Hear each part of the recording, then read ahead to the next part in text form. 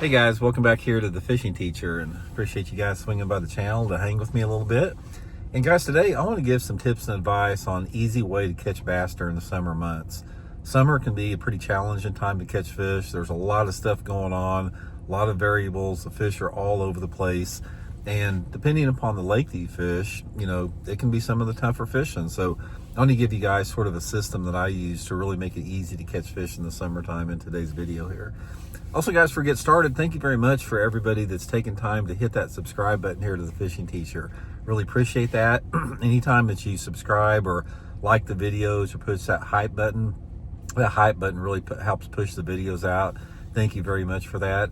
And also, guys, Tackle Warehouse has still got their big Memorial Day fishing sale going on. If you guys are interested in getting some deals on tackle right now, I'll have my Tackle Warehouse link in the description of this video. You guys can use that link, get you some tackle, and it's a good way to support the channel here too, so I really appreciate that. Okay, there are different times of the year fish, it's simply easier to catch fish at certain times of the year.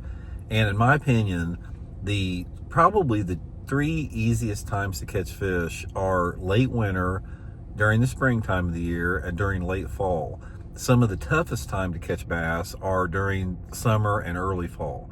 And the reason for that, there's a lot of different things. First of all, when you start to get into the early summer, you have a lot of different variables impacting the lake. A lot of times, depending upon the part of the summer, usually it happens like in July or something like that, most man-made lakes are going to form a thermocline in the lake. And what the thermocline is going to do is it's going to make a part of the lake that the fish normally use in different times of the years uninhabitable to fish because of low oxygen levels. So in the summertime, you're not going to have a lot of fish on the bottom in really depths of over 25 or 30 foot. You're going to have a lot of those fish that are scattered, a lot of those fish that are suspended, a lot of those fish that are sort of in the in-between depth. So that sort of throws a curveball in it. Fish want to be deep. It's like fish like to live deep, but if they don't have the right oxygen, they're going to disperse in other areas. So in the summertime, you have a population of bass that lives suspended, you have a population of bass that lives deep, and you have a population of the bass that lives shallow. So let's talk a little bit about the easiest fish to catch in the summertime of the year, which are the shallow fish, by far, for sure. Now, there's a couple different ways that you can do this, and it doesn't really make any difference on the clarity of your lake. If you've got a clear water lake, this is going to work. If you've got a dirty water lake, it's going to work. And that is you've got two different ways that I like to catch fish in the summertime, given this. Number one is the muddy water or the dirty water areas, and number two are the bluegill feeding areas. Now, let me get into that, but first let me talk a little bit about why these fish are in there and why it's a little bit more difficult to catch them in the summertime. Bass feed at night most of the time throughout the entire year, but they really feed heavily at night during the summertime. They're so much of their feeding activity goes on during night when it's warm out. So this is the problem that you have, is a lot of those fish, they will feed up shallow during the nighttime, and then they move out deeper and they suspend, sort of scatter around during the daytime in the summertime. So that is an element that sort of toughens it up a little bit. But the two different populations of fish that I fish for again, are the bluegill feeders and the dirty water areas. Now, the dirty water areas, every lake's is going to be sort of unique to it. So you may or may not have this specific set of situations, but most man-made lakes, you're going to have a part of the lake that has some more off-colored water. It's usually in the extremities areas, the upper river portions, the upper creek arms of major creeks, you're going to have some more dirty water. This is one of the first areas I look for, because if I can find an area where the water visibility is like around a foot or even less, I don't care if that water temperature is 85 degrees, I'm going to catch some fish shallow.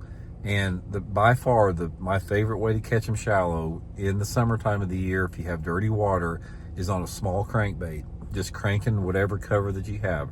Rocky banks, gravelly banks, lay down trees in the water, riprap, whatever it is. Little crankbait will catch them in the summertime of the year in that dirty water. Now, if you don't have that type of an area, let's say the upper river portions where you fish at, for some reason the water's cleaner up there, it's 3 foot visibility or something, you still have bluegill feeders that you can capitalize on. So what the bluegill feeders are, is this is going to put you all over the lake. You don't have to be on the upper end of the lake to take advantage of this, because bluegill, we're going to be talking about this a lot over the next couple months. Bluegill spawn all summer long. They spawn more than one time. So they get into the same type of areas where the bass were spawning, and that's where they do their spawning. There is a population of bass in any lake across the country. I don't care if your water visibility is 10-foot clarity or 10 inches, that they are bluegill hunters. And what they do is they live in these shallow coves, and they simply cruise those banks all the time looking for bluegill. And it's not like as soon as they see one, they just charge out and get it. They live in those areas, and when they're hungry, they go up and grab a bluegill. And they may not need to feed again for 4 or 5 days. And when they're hungry, they go up and grab another bluegill.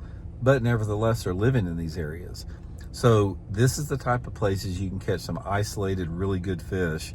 And the best way to catch them in the summertime of the year, guys, is on a topwater bait. Even during the middle of the summer, a walking topwater, maybe a prop bait sometimes can work good, a little chugger.